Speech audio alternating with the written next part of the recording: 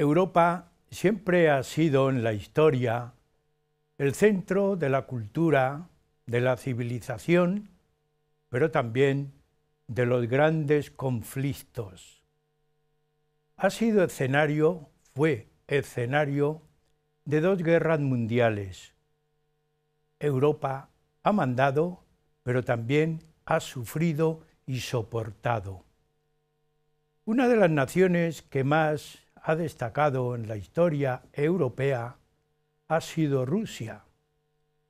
En el año 1721, Pedro I, rey de gran vitalidad y de gran fuerza política, forma y constituye un reino en Rusia que llegó a ser imperio. Duró hasta la revolución bolchevique en 1917, que incorpora esta nación, Rusia, al mundo, el comunismo. Huella de nuestro tiempo se plantea este problema: tratar la intervención de Rusia en el mundo. Hay unos acontecimientos con unas consecuencias que se va a tratar en el programa. Huella de nuestro tiempo presenta hoy este título: Rusia y Ucrania, una guerra anunciada.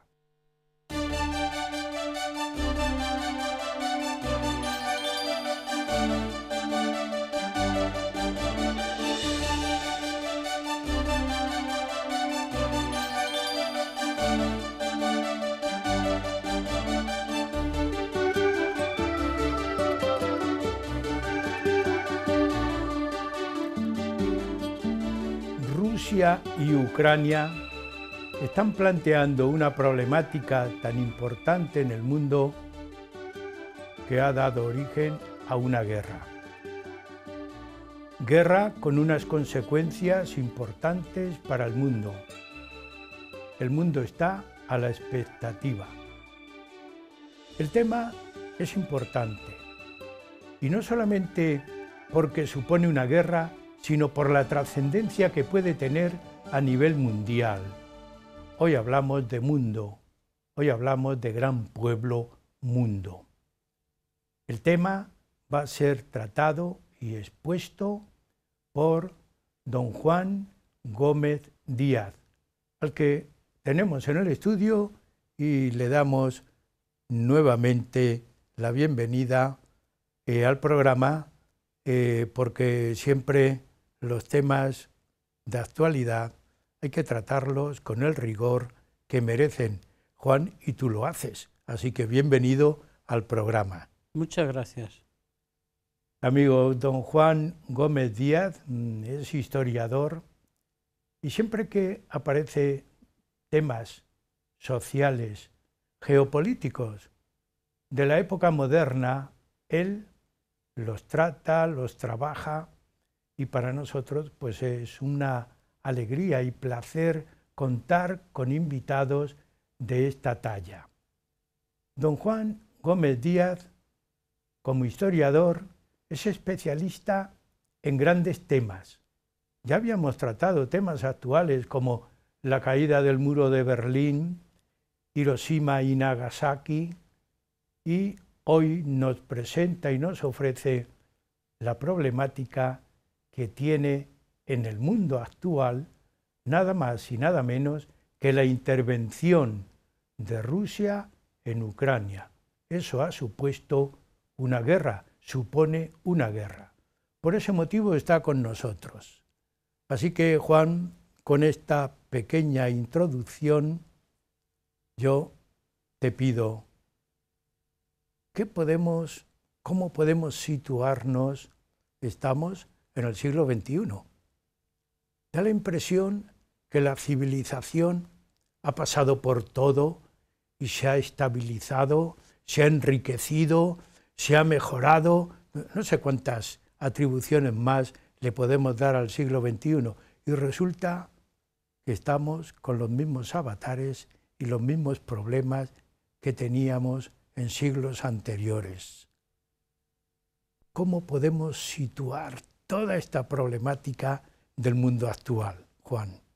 De nuevo, muchas gracias, encantado de estar con vosotros y de haber aceptado mi propuesta para realizar esta entrevista y decir que, en primer lugar, los temas recientes a nivel internacional, geopolítico o político, tienen poco recorrido y entonces están basados, en primer lugar, en las opiniones y en el conocimiento.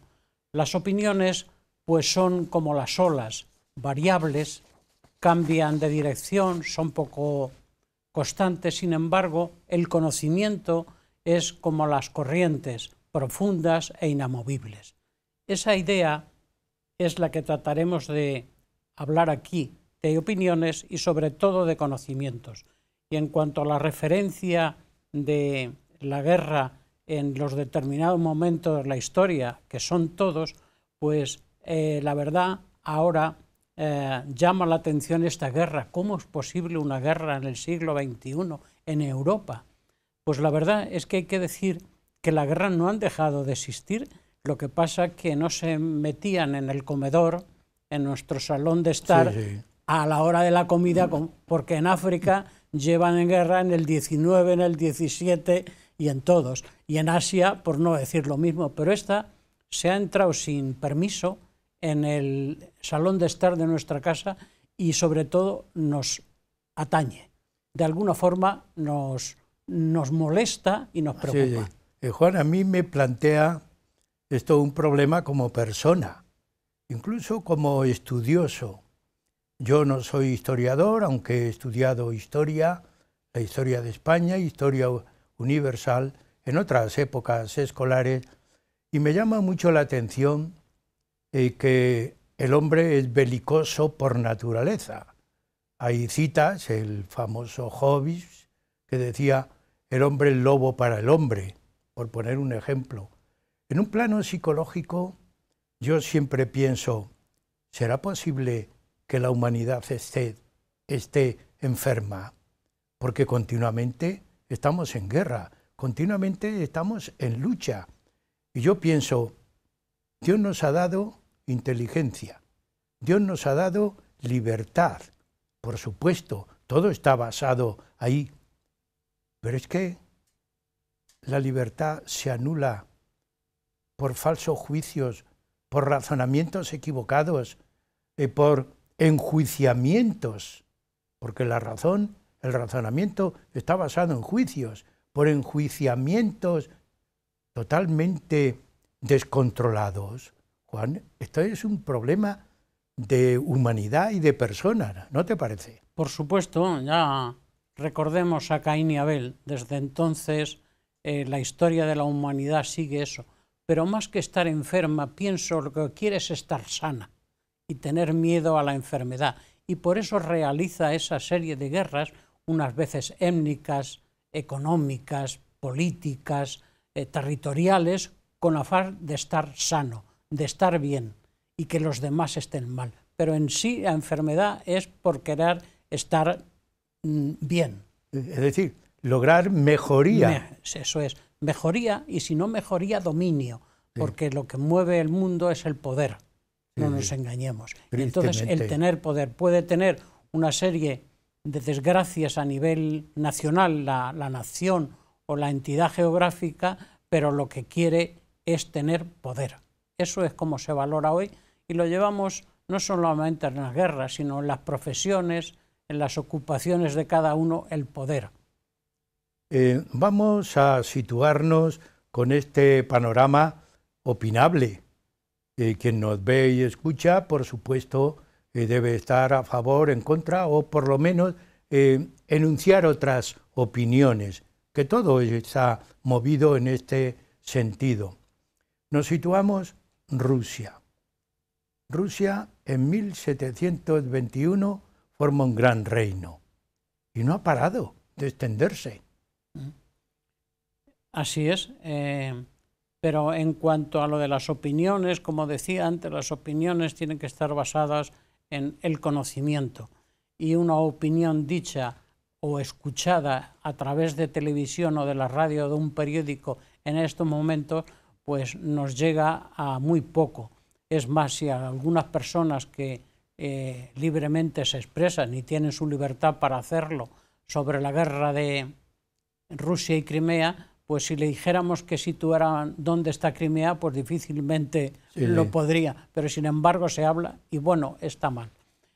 Rusia desde siempre se ha considerado un continente, siempre se ha considerado un continente, la nación más extensa del planeta, las reservas energéticas mayores, y desde que mencionabas, desde Catalina la Grande, Pedro el Grande, el comunismo, siempre ha sido el poder, el dominar ese centro de Europa y de Asia, porque hay sus dudas, aunque geográficamente parte de Europa, siempre de Rusia, se ha dicho que es la Rusia europea y la Rusia asiática, pero la verdad es que es un continente, es un imperio, y así lo tenemos en todos los sitios. Rusia ha intervenido en las guerras europeas en todo lo que denominamos los Balcanes.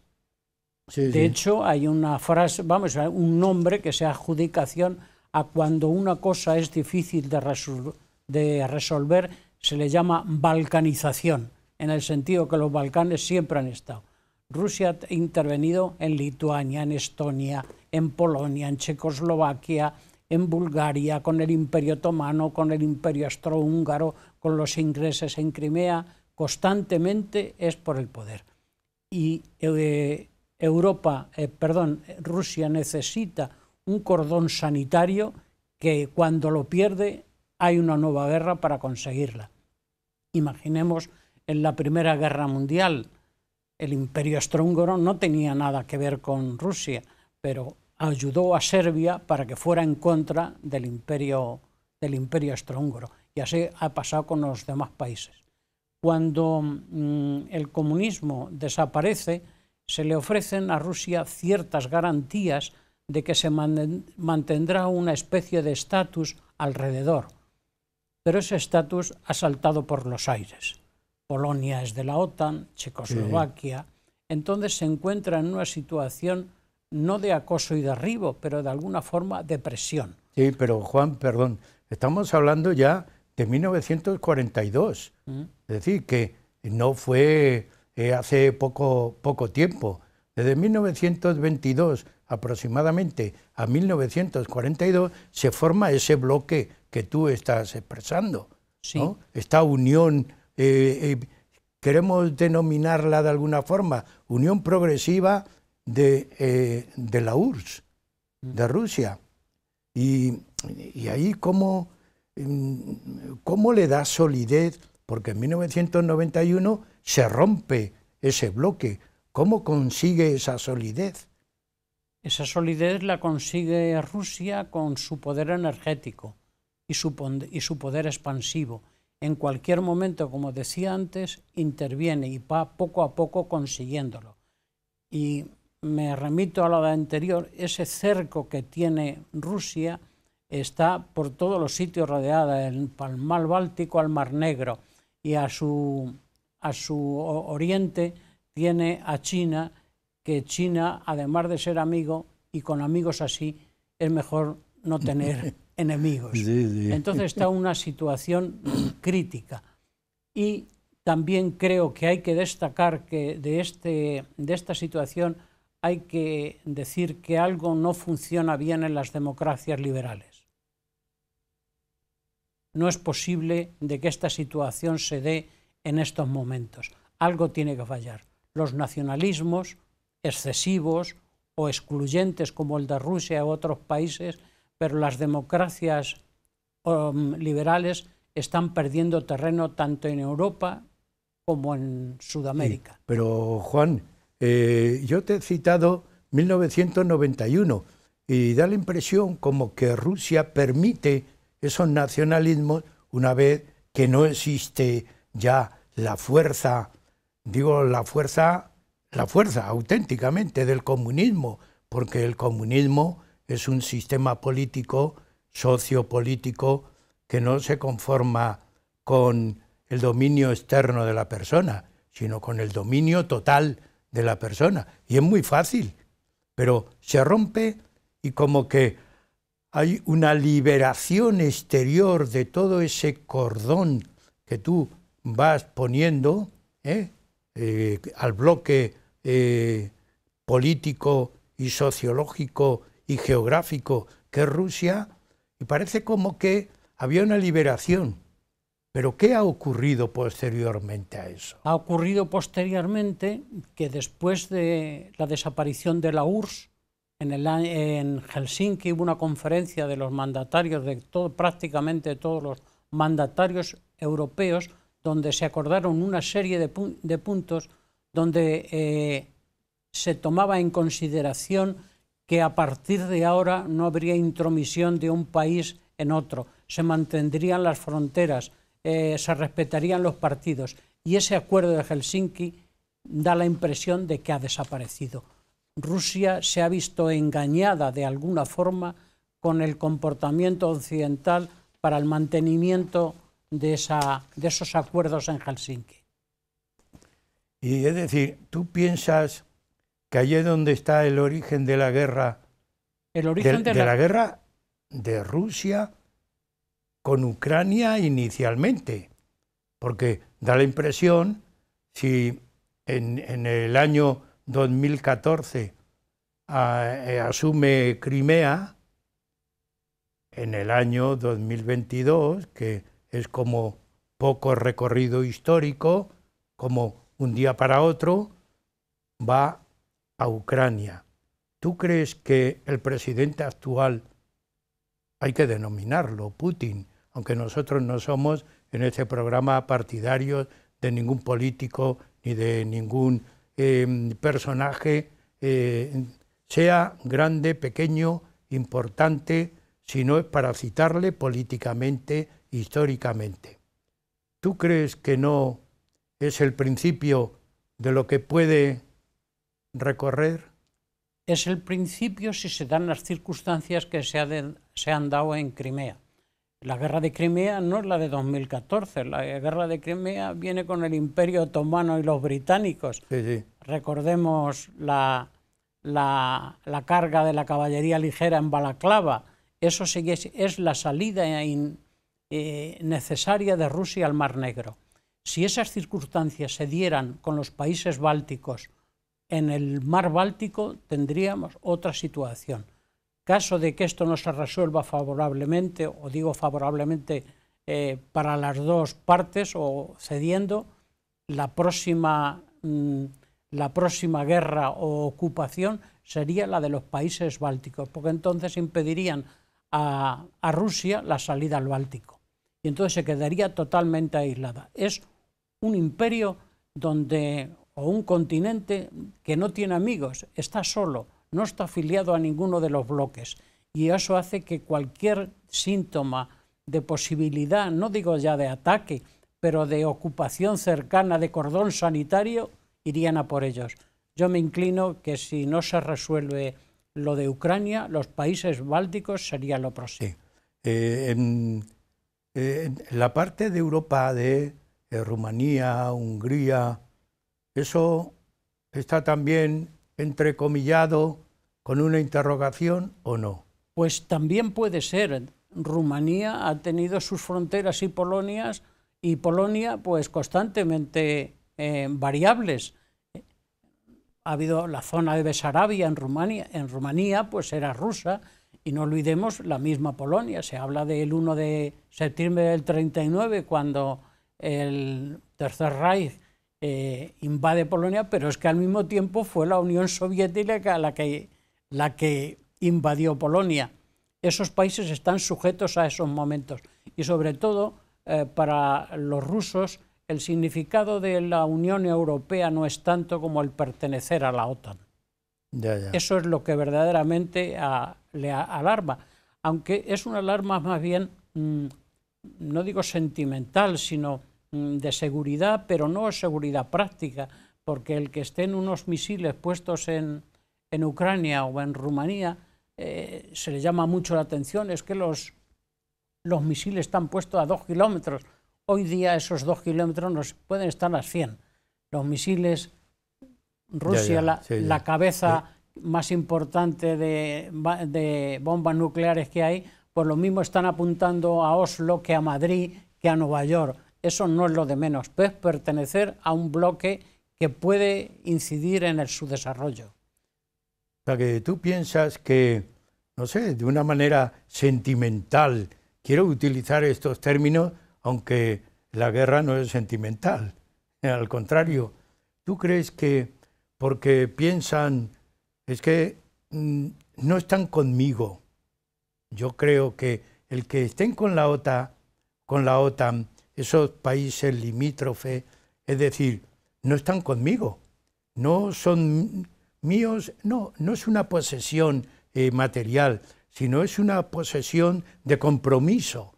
No tienen el compromiso de estar a mi lado, sino que como que me abandonan.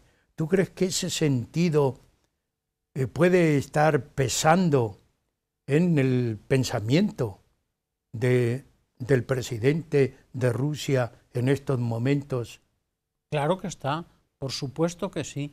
El concepto de Rusia, decíamos antes, que era de un continente, es una potencia, y lo que ha perdido es la hegemonía. Hoy, en los dos bloques, China, Estados Unidos o mundo occidental, Rusia no cuenta, está ajena a ello, está en el Consejo de Seguridad de la ONU, pero no, sus bloques y los bloques pues no intervienen, y el pueblo ruso está envalentonado con su presidente. Totalmente, ya de por sí el imperio pues ha sido de esa forma, y con este hombre que es, como se dice ahora en los programas de televisión sobre el macho alfa, pues el que ha contribuido al pueblo ruso a ensalzar su extremo nacionalismo.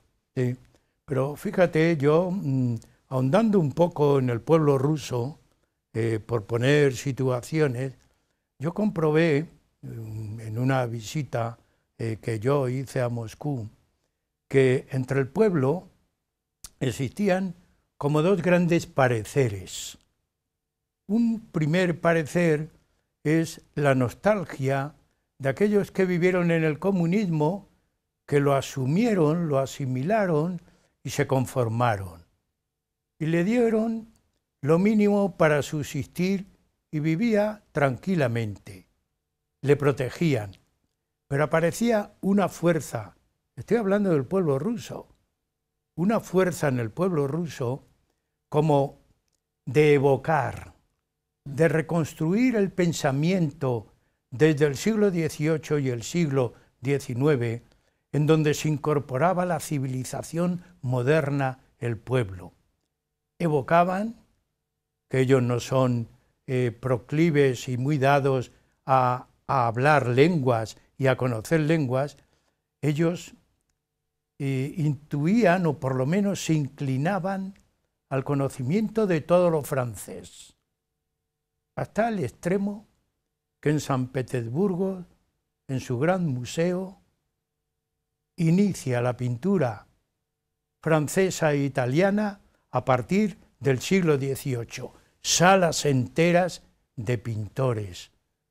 ¿No te parece que hay muchas contradicciones aquí? Sí, Juan. Esa evocación que tú dices con respecto al comunismo, según mi intención, es un pretexto. Ellos lo que quieren es seguir siendo el imperio, y bien a través del comunismo, a través de los zares o a través de Vladimir Putin. Eso es el verdadero. Añoranza del comunismo como tal, como sistema económico, no creo que tengan, sino lo que sí tienen es añoranza de la URSS, de la Unión de Repúblicas Socialistas Soviéticas, es de la influencia en el mundo que tenía, de conferencias, en actos, y ahora actualmente pues ha desaparecido. Pero recobrar el comunismo como tal no lo pienso ni lo auguro, porque el comunismo como doctrina política está obsoleta. Sí. Yo te hablaba de este contraste en el pueblo.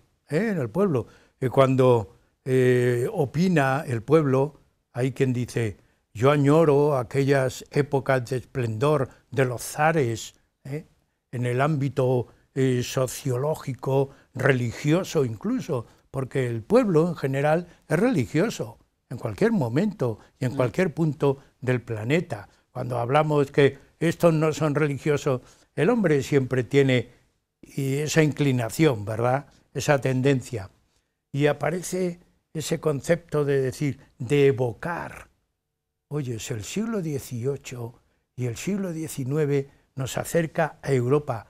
Y el pueblo piensa que la cultura también es la gran vida, más que la guerra. Es decir, parece como que, no sé, le está faltando algo a este pueblo de este siglo, de esta época, capitaneado por ese presidente Putin. Sí, creo que ese interés de Rusia, sobre todo de la clase alta por lo francés o en el siglo XVIII o lo cultural, no correspondía con el pueblo. Era una élite importante, pero el pueblo estaba totalmente ajeno a esa situación, y de hecho tenemos que en el año 17 se produce lo que se produce debido a eso. Hoy en día Vladimir Putin ha conferido a Rusia como una gran potencia, y lo que trata es aprovechar todo el sistema político, económico, religioso. Hablabas del tema religioso. Efectivamente, todo el pueblo ruso es un pueblo religioso, pero fíjate hasta qué punto tiene el sentido de nacionalismo, no de ahora, de Putin, sino de siempre, que Moscú, como sabes, está considerada la tercera Roma. Roma, Constantinopla, su fe ortodoxa es patriarcado de Moscú y de toda la Rusia. Es totalmente autocéfala, aunque todas las religiones en los países ortodoxos son autocéfalas, pero de tal forma el patriarca de Moscú es independiente que no se ha reunido ni una sola vez con el Papa católico, nunca en la historia. Se ha reunido el Papa Francisco y el patriarca Kirill en el aeropuerto de Cuba, pero no ha habido nunca una visita. Recordemos a Pablo VI y al patriarca Atenágoras, cómo se abrazaron en Jerusalén.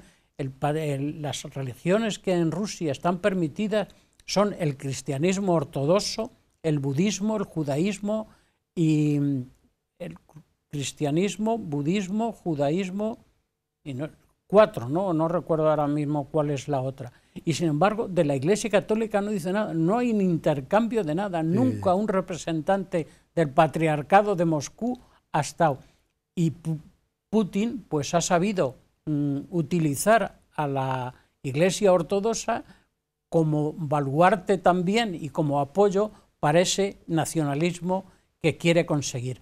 Y lo hace de muchas formas. Putin llega a la gente porque cosas que en las democracias occidentales o liberales pasamos de ella, pues él lo sigue explotando. Si te parece, Juan, dejamos ahí el programa. Bien. Porque hacemos un pequeño descanso y seguiremos con esa idea. Vale. Amigos, también a ustedes, animarles a que sigan con nosotros después del descanso en Huellas de Nuestro Tiempo.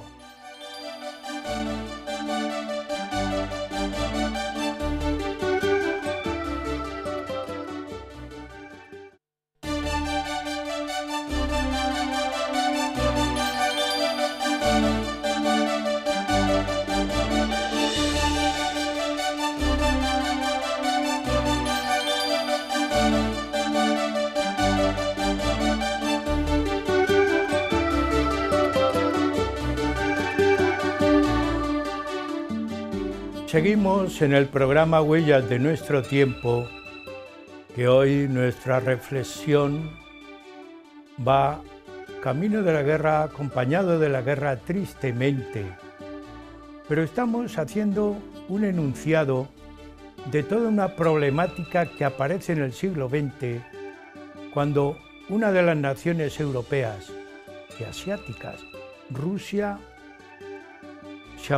se intenta apoderar de Ucrania. Las consecuencias van a ser tratadas en el programa. Y nos habíamos quedado en la primera parte, que continúa con nosotros don Juan Gómez Díaz, nos habíamos quedado la influencia que tenía, que tiene el aspecto religioso, aparentemente nunca debe ir acompañado la religión de la guerra, pero la influencia que tiene en la situación geopolítica de Rusia, la religión. Y nos habíamos quedado ahí con el patriarcado moscovita. De Moscú. Moscovita. ¿Cómo podemos completar esta idea? Que todo esto está originando una situación rusa para expandirse, para expansión geográfica, política y de dominio en todos los órdenes. ¿Cómo va influyendo, Juan? Pues se me olvidó la otra religión que se estudia, es el musulmán. Sí. Cosa paradójica, y sin embargo la doctrina católica o la Iglesia católica no se estudia. Pues todo eso va a influenciar más que como expansión territorial, pues no cabe más expansión territorial.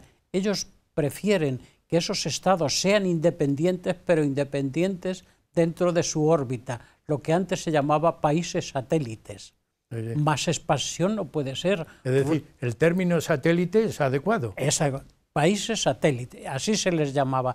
Eran independientes, pero con el control de la Unión Soviética. Tenemos el caso en el año 56 de Hungría, que cuando intentó pasarse un poco, la invadieron. Tenemos el caso de Checoslovaquia, cuando Dudek, el presidente, la primavera de Praga, la invadieron. Eso es lo que pretenden, porque más grande como expansión no hay, no da más de sí.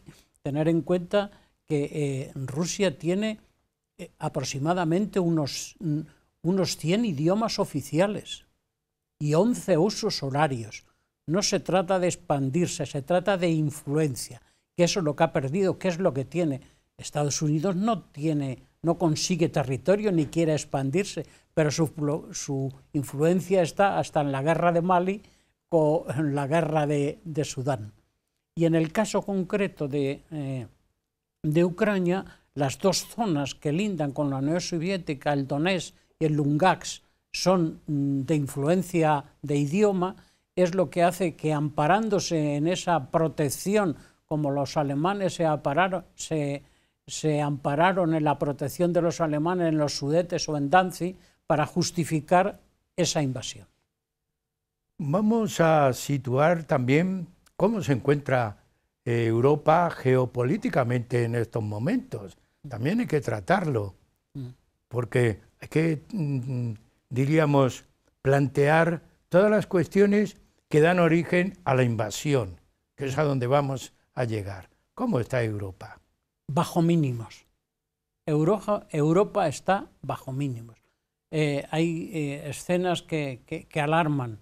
Esa mesa entre Macron, el presidente francés, y Putin de 5 metros, por cierto construida en España, nos da idea de que el intercambio diplomático, cuando se dice muy pomposamente que ha fallado la diplomacia, no puede haber diplomacia cuando se le invita a un jefe de Estado y se le pone para hablar con él a 5 metros y no es cuestión de COVID. Sin mascarilla. Sin mascarilla a 5 metros, eso es algo. Y luego pues hay situaciones, a mí me ha extrañado profundamente la actitud de Alemania. Alemania, que ha padecido la Unión Soviética durante tanto tiempo, hasta hace poco ha estado un poco confraternizando. Y digo confraternizando no en el sentido de hermanamiento, sino en el sentido económico. Tal vez la nacional Gazprom de gas pues le interesa a Alemania. Y para colmo, donde no solamente me ha molestado que un político alemán como ex canciller, como Herbert Schröder del Partido Socialdemócrata, haya estado unido a la Unión Soviética y la haya defendido, tal vez seguramente con alguna nómina importante. De hecho, el Partido Socialista Alemán le ha repudiado. Ahora el Parlamento alemán ha retomado el asunto y está actuando con más interés en aumentar los presupuestos de defensa. Es decir, hay mucho pretexto, hay muchas razones, pero Vamos a concretar esto, vamos a analizar bien. Razones concretas que tiene Rusia para extenderse. Ya hemos dicho, en satélites. Vamos a concretar un poco este panorama. Esa concreción de ese panorama no hay que olvidar, a pesar de ese cinturón sanitario que tenga Rusia, de que no hay que poner bajo ningún concepto, y repito, bajo ningún concepto, el plano del agresor con el agredido. Eso no es incuestionable. Una persona hay que definirla, con el caso de Rusia, de agresor y el otro agredido. Puede haber letras pequeñas, algo sí, que... Sí. Es que, Juan, cuando leemos noticias muy actuales, Putin pretexta la guerra porque hay unos neonazis que atacan a los considerados rusos de primera fila y poco más o menos. Claro. Eso no le disculpa. Él es el agresor y el otro el agredido. Igual que un terrorista, sí, no se puede poner en el plano al terrorista y a su víctima.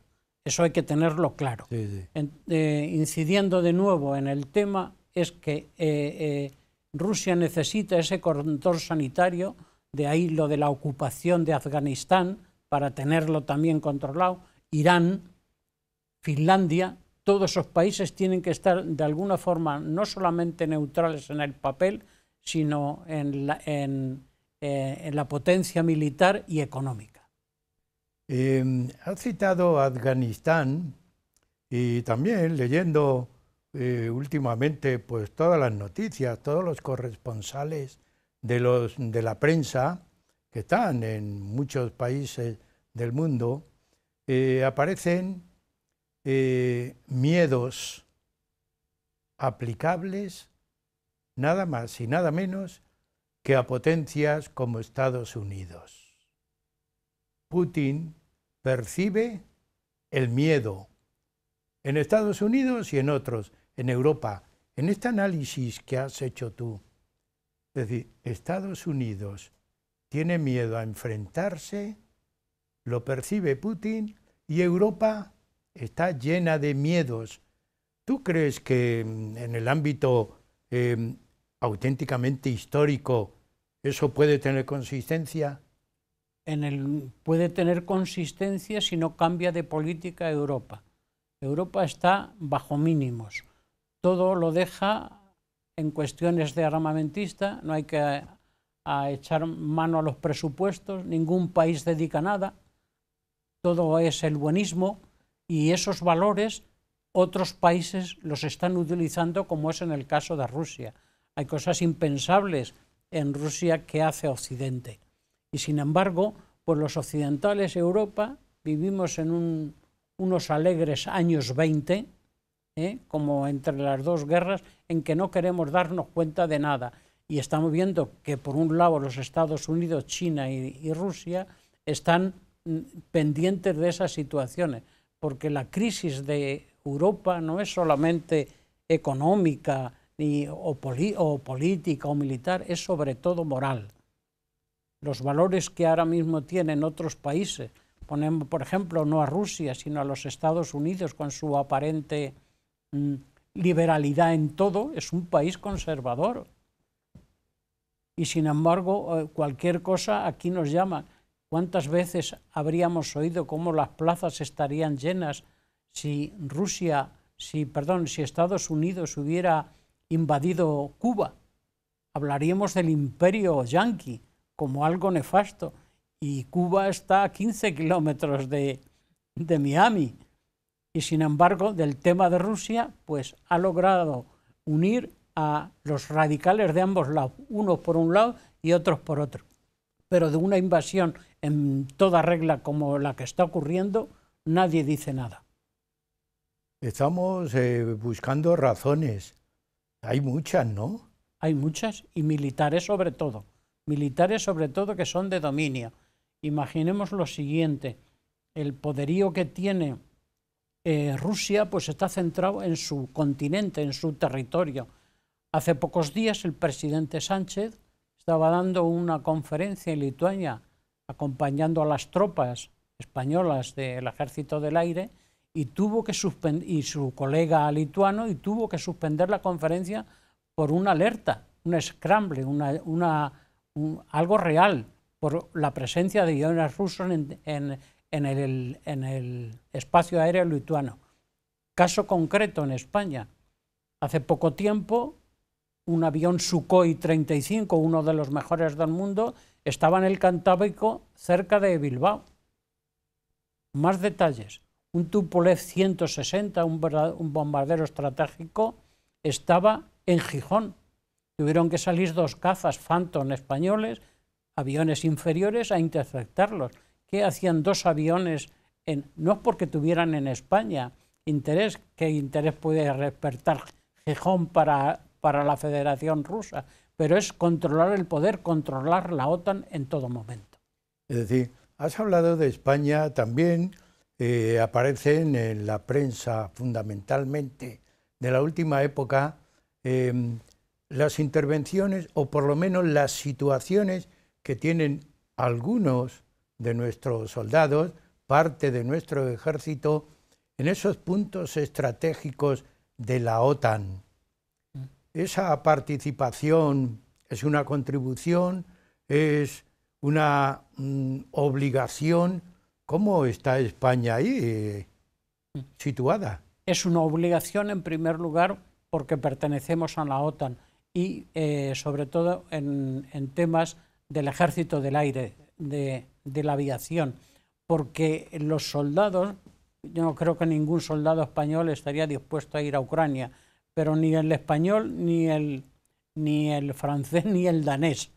Y sin embargo, la Federación Rusia, eso lo lleva la institución militar, para ellos es sagrada. Veía el otro día un YouTube donde se hacía el homenaje a los caídos y estaba la Guardia de Honor con una lluvia torrencial y estaba calaos, y el presidente Putin estaba sin sombrero, sin gabardina, mojándose constantemente. Eso, un político occidental, o más concretamente diría nuestro, que cuando le dijeron que no podía asistir al desfile de las Fuerzas Armadas, empleó la frase esa: eso es y no asistió. Eso está en Rusia, y eso hace que las potencias occidentales, las democracias liberales, hayan perdido presión y sobre todo convicción. Es decir, tienen miedo, vulgarmente dicho. Vulgarmente dicho, tienen miedo, y además dejan tenerlo, no hacen nada para evitarlo, que sea Estados Unidos. Pero fíjate, la postura de Estados Unidos, yo la citaba, también está, yo es que no sé definir, porque definir la situación de un político, de un presidente, de una nación, es muy complicada, porque él tiene una persona individual, pero tiene a su vez la representación de la personalidad colectiva. Y esto es muy difícil. La personalidad y la responsabilidad de esa... Cuando hablan del presidente de Estados Unidos, estamos analizando la situación geopolítica de Europa y del mundo. Cuando hablamos o se habla el presidente de Estados Unidos o el presidente Putin, y yo escuché algo respecto a Putin que me dejó un poco perplejo. ¿Cómo se puede conocer a una persona para establecer un perfil psicológico y decir, es un narciso? Él está fortaleciendo su yo, reforzando su yo. Y digo, ¿y el de Estados Unidos no es narciso? Me deja perplejo, vuelvo a utilizar el término. ¿No te parece que también a nivel de noticias se está jugando un poco a la deriva? Todo, ¿verdad? En el mundo está ocurriendo esta deriva geopolítica, política y humana. Claro, por supuesto. El inmediato calificativo de Putin o de Reagan en su momento, cuando la guerra de las galaxias, este está loco. Eso es lo cómodo. Sí. Y Putin no está loco. Putin es un abogado de familia humilde, perteneció al KGB, al Servicio de Seguridad de la URSS, estuvo destinado en Dresde, habla inglés y alemán y conoce el pueblo ruso. Y tiene unas convicciones que, compartidas o no, pero pienso que de loco no.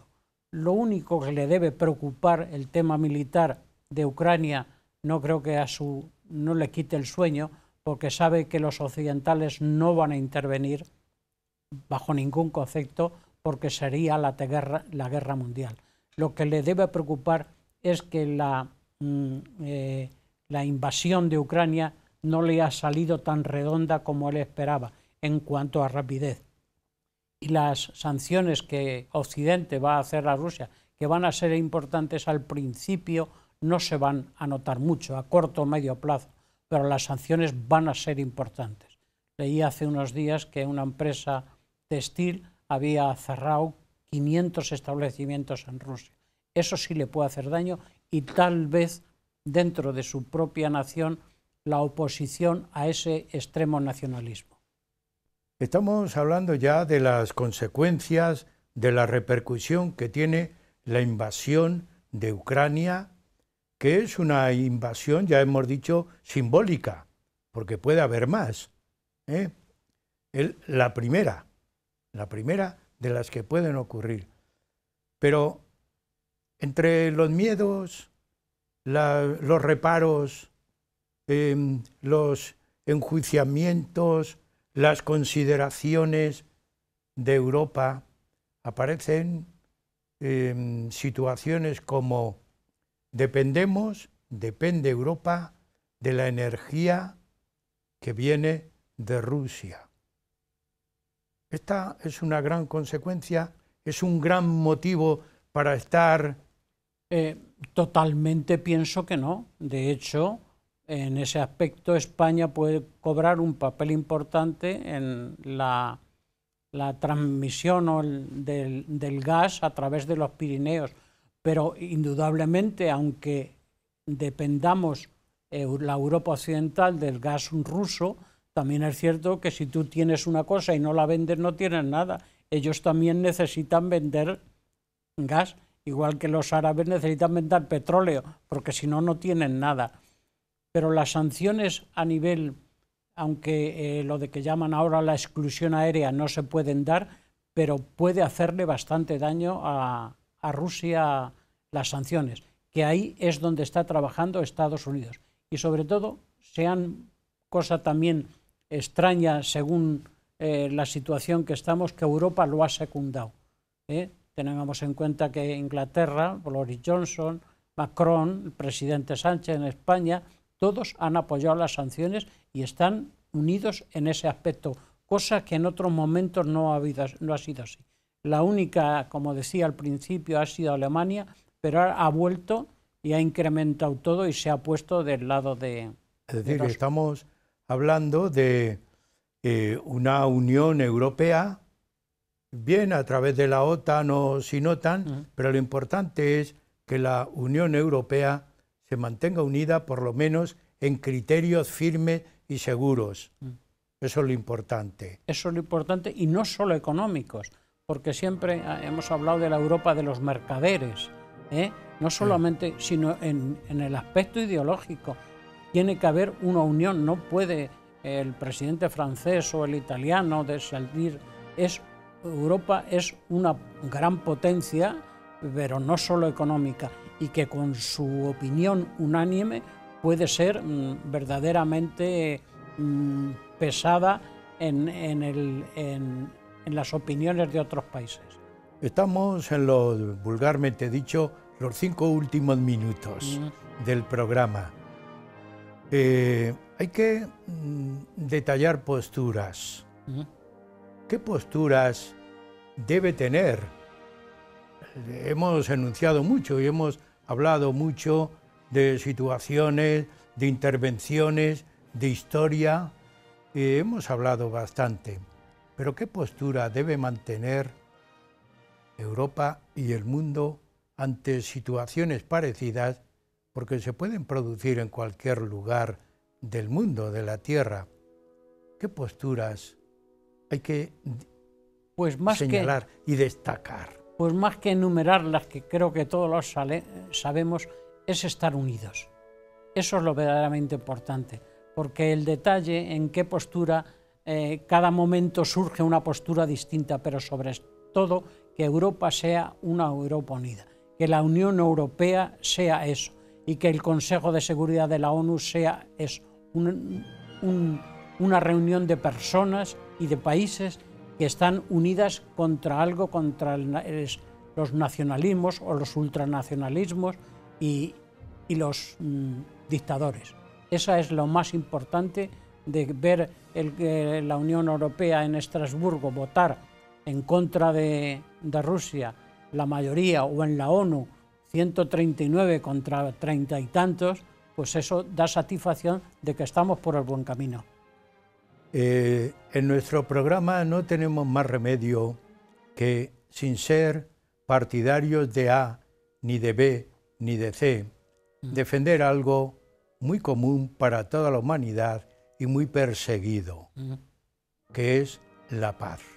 La paz, pues sí, la paz, pues a propósito de eso, de la paz, pues me he permitido traer dos músicas que tal vez nos ayuden y una consideración religiosa sobre el tema. La primera música es una obra, una suite de Mussorgsky que se titula Cuadros para una exposición.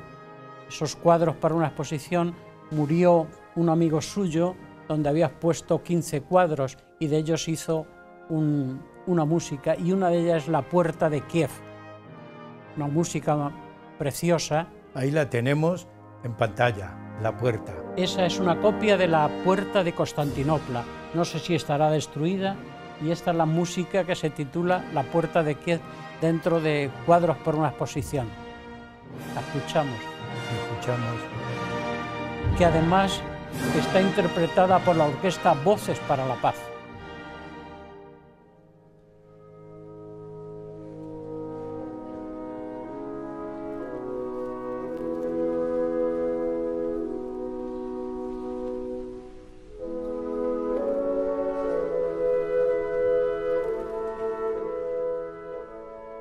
Hay otra más moderna y tal vez más conocida, que es la que tuvo tanta difusión y propagación en los años 60, y es de Bob Dylan, Flotando en el viento, que hablaba contra la guerra del Vietnam, que también podemos escuchar unos fragmentos. How many roads must a man walk down before they call him a man? How many seas must a white dove sail before she sleeps in the sand? How many times must a esta música le quiero poner letra, y la letra la tomo de la Biblia. Dice los Salmos: busca la paz y anda tras ella. Y en la visión del profeta Isaías dice: convertirán espadas en azadones, no se levantarán nación contra nación, ni irán a la guerra. Y en el sermón de la montaña nos dice: bienaventurados los que buscan la paz, porque ellos serán llamados hijos de Dios. Porque matar a un hombre por una idea política no es defender una idea política, es matar a un hombre. Juan, no podíamos terminar mejor el programa que con esas últimas palabras. Yo no tengo nada más que agradecerte todas las ideas, el mensaje que has podido emitir a través del programa, y que continúes investigando, porque vale la pena, ¿verdad?, estudiar toda la problemática que tiene el hombre en el mundo, que es mucha. Por supuesto. Así que muchas gracias a vosotros, como siempre, por haber estado con nosotros. Y como siempre, a ustedes yo no les abandono, pero tampoco ustedes deben abandonar el programa Huella de Nuestro Tiempo. Todas las semanas estará con un nuevo tema. Muchas gracias por todo.